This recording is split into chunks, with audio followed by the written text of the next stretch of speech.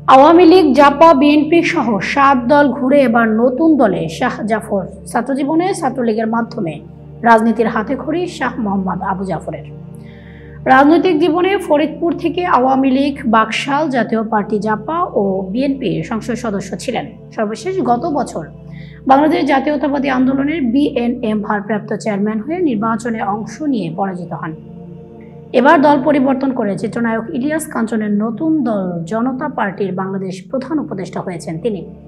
রাজনৈতিক জীবনে অন্তত ৮ বার দল পরিবর্তন করলেন শাহ মোহাম্মদ আবু জাফর। নতুন দলে যোগদানের পর সামাজিক যোগাযোগ মাধ্যমে তাকে নিয়ে চলছে নানা আলোচনা সমালোচনা। রাজনৈতিক প্রতিদ্বন্দ্বীরা বলেন, রাজনীতি তার প্রধান উপজীব্য নয়, মূল লক্ষ্য ক্ষমতা। তবে শাহ জাফরের দাবি, জনগণের কল্যাণের জন্য তিনি রাজনীতি করেন, ব্যক্তিগত স্বার্থে তিনি কোনো দলে যোগদান করেননি। গত শুক্রবার রাজধানীর হোটেল ইন্টারকন্টিনেন্টালে চিত্রনায়ক ইলিয়াস কাঞ্চনকে সভাপতি ও বিএনপির বহিষ্কৃত সহ সভাপতি সাংবাদিক শওকত মাহমুদকে সাধারণ সম্পাদক করে জনতা পার্টি বাংলাদেশ আত্মপ্রকাশ করে।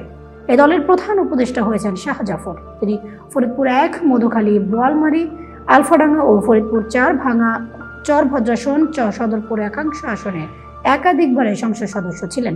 স্থানীয় সূত্রে জানা গেছে, ছাত্র জীবনে ছাত্রলীগের মাধ্যমে রাজনীতি শুরু করেন শাহ জাফর। ১৯৭০ সালে রাজেন্দ্র কলেজ ছাত্র সংসদের ভিপি নির্বাচিত হন। ১৯৭১ সালে ১০ মার্চ ফরিদপুর জেলা ছাত্র সংগ্রাম পরিষদের নেতা হিসেবে তিনি ফরিদপুরের কয়েক হাজার ছাত্র জনতার সভায় পাকিস্তানের পতাকা পুড়িয়ে বাংলাদেশের পতাকা উত্তোলন করেন।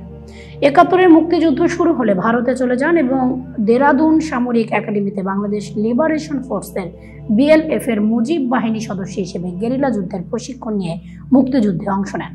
স্বাধীনতার পর ১৯৭৯ সালে আওয়ামী লীগের প্রার্থী হিসেবে ফরিদপুর ৪ আসন থেকে সংসদ সদস্য নির্বাচিত হন। ১৯৮৬ সালে বাকশাল, ১৯৮৮ সালে জাপা, ২০০৫ সালে উপনির্বাচনে বিএনপির প্রার্থী হিসেবে ফরিদপুর ১ আসন থেকে সংসদ সদস্য নির্বাচিত হন।